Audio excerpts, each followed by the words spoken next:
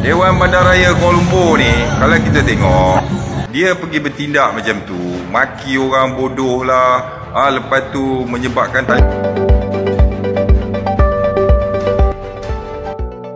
Berikutan insiden terbabit yang tular di media sosial itu dipercayai disebabkan tindakan yang diambil oleh penguatkuasa di BKL terhadap individu yang didakwa berniaga tanpa lesen. Kini ada beberapa individu turut memberikan pendapat mereka mengenai isu berkenaan. Benda yang jelas depan hidung tak nampak. Kedai mesej duduk depan hidung tak nampak. Warga asing tak nampak. Yang mereka nampak air mani dalam jubur je nampak.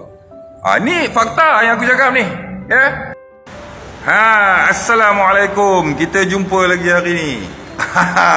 Apa cerita hari ni? Hari ni cerita dia yang duk kecoh-kecoh sangat ni di BKL. Dengan peniaga. Lebih kurang gitulah. Meletup-letup 2-3 hari ni. Isu ni saja. Tapi bukan saya nak katalah kat sini. Kalau kita tengok kan, banyak dah isu-isu yang berkaitan dengan double standard ni. Double standard ni banyak. Menteri kasta lain, rakyat marhen kasta lain. Ada puak buat benda salah, kena saman, kena compound. Tapi ada satu puak lagi buat salah yang sama, tak kena apa-apa. Lebih menggemparkan lagi Malaysia ni, ada orang dah dijatuhkan hukuman penjara. Mana ada pergi penjara?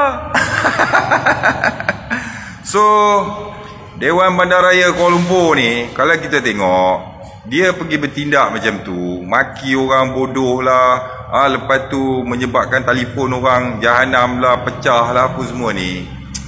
Yang ni kalau kita tengok lagi, hampa kalau orang kata kat hampa kalau lebih kurang kata bodoh pun cukup lah.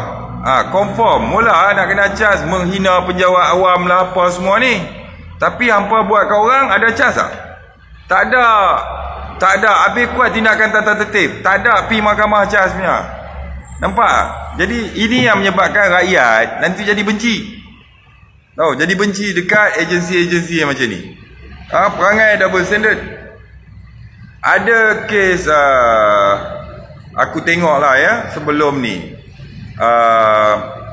Membuat huru-hara, gempa, kecoh dekat dalam premis kerajaan, bangunan kerajaan ni adalah satu kesalahan. Dia boleh dicas di bawah akta polis lah, akta tu, akta ni, macam-macam lah. Kalau dituduh, kalau kena jawab kat mahkamah tu. Sama ada kau menang kalah, itu polis tak peduli dah. Dia bantai cas je kau. Kan?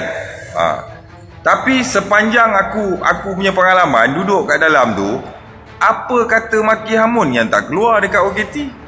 Kan? Jerit sana, jerit sini, maki sana, maki sini, OKT ni lah. Kan? Ada yang kena sepak pun ada. Kan?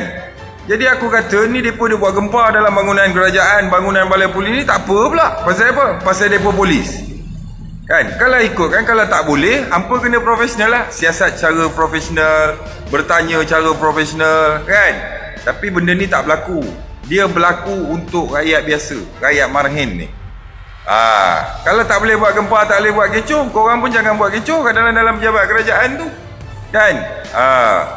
Jadi aku nak bagi tahu kat sini, di BKL, kau kalau nak buat kerja, buatlah betul-betul. Kan? Kalau nak sapu kedai-kedai Cina tu semua. Ini kedai-kedai Cina, kedai-kedai bangsa lain, Rohingya, warga asing, korang tak berani. Yang berani dengan bangsa sendiri. Bangsa sendiri jual burger tepi jalan pun mampus korang tibai, angkat habis semua naik lori. Kan? Jadi benda ni kita mohon kerajaan upgrade sikit lah, buat betul-betul lah. Kan? Orang tak marah kalau korang buat kerja secara adil, secara betul. Dekat tempat aku ni, satu baris bangunan, semua Bangla, Rohingya, warga asing. Apa yang tak jual? Nombor ekor haram jual. Kalau dekat Jalan Kapal Kelang ni, aku cakap kau, masuk kedai mesin kuda ni macam masuk Tesco je. Terus terang aku cakap ni. Kan? Kalau nak jumpa peniaga-peniaga warga asing ni, macam jumpa orang biasa je. Warga asing ni dengan kereta kat jalan raya tu sama banyak peniaga-peniaga ni. Kan?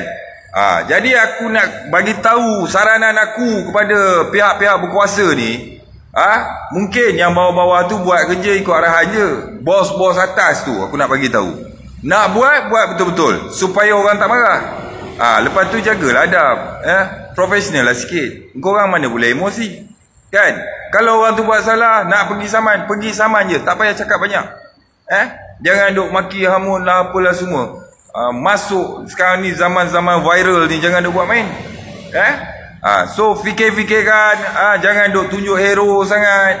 Jadi penguat kuasa buat kerja ikut benda yang betul. Depan hidung tak nampak, yang duduk tersorok nampak. Inilah peliknya Malaysia ni kadang-kadang. Air mani dalam jubur Anwar Ibrahim boleh nampak, benda yang jelas depan hidung tak nampak. Kedai mesej duduk depan hidung tak nampak, warga asing tak nampak. Yang mereka nampak air mani dalam jubur je nampak. Ni fakta yang aku cakap ni. So fikir-fikirkan. Sekian, wassalam. Untuk Dewan Bandaraya Kuala Lumpur punya kes dengan yang terbaru ni, rakyat nak tengok apa tindakan yang korang buat terhadap penguatkuasa tu. Jangan setakat tata tertib. Sebab kalau orang biasa buat macam tu dekat pejabat awam, confirm korang tangkap dia charge macam-macam section dekat mahkamah tu. Maki orang awam tak apa, orang awam maki penguatkuasa tak boleh. Macam tu. Gentleman lah sikit. So fikir-fikirkan. Sekian, wassalam.